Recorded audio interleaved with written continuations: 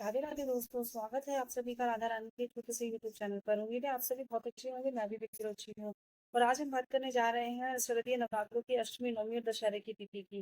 वैसे तो आप सभी को पता है कि शारदीय नवरात्रे जो है बिल्कुल चरम सीमा पर है, यानी कि अंतिम छोर पर आए हुए हैं। लेकिन फिर भी मैं आपको बता देती हूँ, शारदीय नवरात्रों का आज है 8वां नवरात्रा। वैसे तो हमेशा ऐसा होता था कि हम छठे या सातवें नवरात्र को व्रत करके 8वें नवरात्रे की शुरुआत में ही सुबह पूज देते थे। लेकिन इस बार ऐसा हो रहा है कि हमें 8वें नवरात्रे पर भी पूरा दिन वास व्रत रखना होगा। और अगले दिन यानी कि 9वें दिन हमें सुबह नौवीं पूजनी है, अष्टमी पूजनी है 9वें दिन सुबह सुबह। तो जैसे कि आज है 29 सितंबर और आज है 8वां नवरात्रा, तो आज शाम को 29 तारीख को जो अष्टमी तिथि शुरू हो जाएगी वह होगी 4:31 पे, और खत्म जो होगी वह कल 30 तारीख को शाम को 6:06 पर। तो आप सबको पता है भारत में 30 त्योहार उदय तिथि के हिसाब से ही बनाए जाते हैं। तो उदय तिथि के हिसाब से हम जो अष्टमी का त्योहार बनाया जाएगा, शरदीय महीने की अष्टमी, शरदीय नवरात्रों की अष्टमी का त्योहार 30 अक्टूबर को बनाया जाएगा। दिन रहेगा मंगलवार का। शरदीय नवरात्रों की अष्टमी में कन्या पूजन का विशेष ही महत्व होता है। ऐसा माना जाता है कि आप पूरे 9 दिन माता की पूजा करते हैं, माता को अलग अलग प्रकार से प्रसन्न करने की कोशिश करते हैं, आप नवरात्रों के पूरे 9 व्रत भी रखते हैं। तो यदि आप कन्या पूजन नहीं करते हैं तो आपकी पूजा जो है अधूरी रहती है, आपकी पूजा पूरी नहीं हो पाती है। तो उसी के हिसाब से आपको अष्टमी या नवमी अपनी अपनी परंपरा के हिसाब से जरूर कन्या पूजन करना चाहिए। कन्या पूजन में आप 9 कन्याएं बिठा सकते हो, जो कि माता के पूरे 9 रूप की कन्याएं होती हैं। आप उनसे ज्यादा भी बिठा सकते हो, और एक आपको लांगुलिया यानी कि एक कन्या के साथ साथ एक जो बाल गोपाल होता है वो भी आपको बिठाने जरूरी होते हैं। नहीं है तो कोई बात नहीं, बाकी आप होते हैं तो बहुत अच्छी बात है, वैसे तो हो ही जाते हैं। हर कंजका पूजन में कोई ना कोई बाल गोपाल आ ही जाता है, कोई कोई ना कोई हनुमान बन के आ ही जाता है।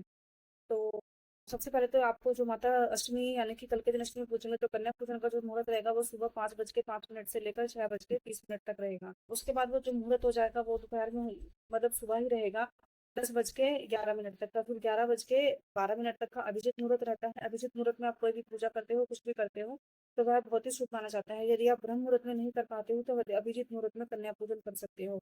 शाम को 6:06 तक का यह मुहूर्त रहता है, लेकिन ऐसा होता है कि 12 या 1 बजे तक कन्या पूजन अपनी खत्म कर देनी चाहिए। और दोस्तों इसी के साथ साथ देखो, अष्टमी पूजन खत्म हो जाएगी, उसी के बाद शाम को 6:06 से चल जाएगी नौमी तिथि, जो कि अगले दिन रहेगी। अगले दिन यानी कि 1 अक्टूबर को रहेगी 6:14 तक। और उसी हिसाब से उदय तिथि के हिसाब से हम 1 अक्टूबर को बनाएंगे रामनवमी यानी कि नवमी का त्योहार।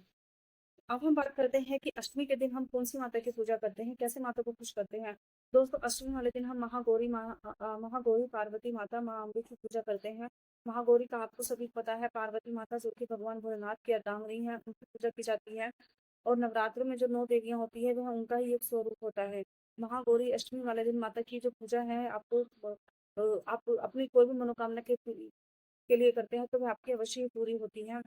महागौरी की पूजा के दिन आपको माता को पूरे सुबह सुबह जैसे कि आप पूजा करते हैं तो आपको फल फूल पुष्प मिठाई, लाल फल लाल फूल लाल मिठाई, कोई भी आपको ये सब अर्पित करना होता है, जिससे कि माता रानी आपसे खुश हो जाती है। और नारियल की भेंट और लौंग की भेंट आपको माता रानी को जरूर अवश्य करनी होती है। कंजकाओं का आप पूजन कराते हैं, तो जो भी आप प्रसाद बनाते हैं यानी कि हलवा पूरी का विशेष महत्व होता है इस दिन। तो आप जो भी प्रसाद बनाते हो वह माता को भोग लगाकर फिर आपको कन्याओं को करना चाहिए, उसके बाद आपको खुद ग्रहण करना चाहिए। और ठीक ऐसे ही राम नवमी वाले दिन हम करते हैं माता सिद्धिदात्री की पूजा, जय की खुद एक महागौरी का ही अलग रूप है। माता सिद्धिदात्री अपने आप में ही एक सिद्ध संपन्न नाम है, कि यह माता के अंतिम नवरात्र और अंतिम रूप होता है। अगर माता सिद्धिदात्री की कोई भी व्यक्ति, कोई भी भक्त पूरा श्रद्धा भाव से पूजा करता है, तो उसको सभी प्रकार की सिद्धियां और शक्तियां प्राप्त हो जाती हैं। माता रानी हर परिस्थितियों से लड़ने की उसको हिम्मत दे देती है। तो इस दिन हम करते हैं नवरात्र की, शारदीय नवरात्रि की, किसी चैत्र नवरात्रि की नौमी तिथि के दिन माता सिद्धिदात्री की पूजा। तो दोस्तों ये तो छोटी सी जो बात थी वो थी नवरात्रों की अष्टमी और नवमी तिथि की। अब उसके बाद आप सभी को पता है कि 2 अक्टूबर को हम मनाने जा रहे हैं दशहरा। दशहरा क्यों बनाते हैं, कैसे बनाते हैं, इस सब की जानकारी तो मुझे आपको देने की जरूरत नहीं है, क्योंकि आप सभी पहले से ही भली बातें जानते हैं। फिर भी मैं आपको कुछ छोटे छोटे उपाय बता देती हूँ। दशहरे के दिन जो राम जी हैं वह रावण का वध करते हैं, रावण के 10 सिरों का संहार करते हैं। और बहुत सी जगह पे मेला लगाया जाता है, खुशी बनाई जाती है। हमारे यहाँ पर भी दशहरे के दिन हनुमान जी का बहुत ही बड़ा महत्व है।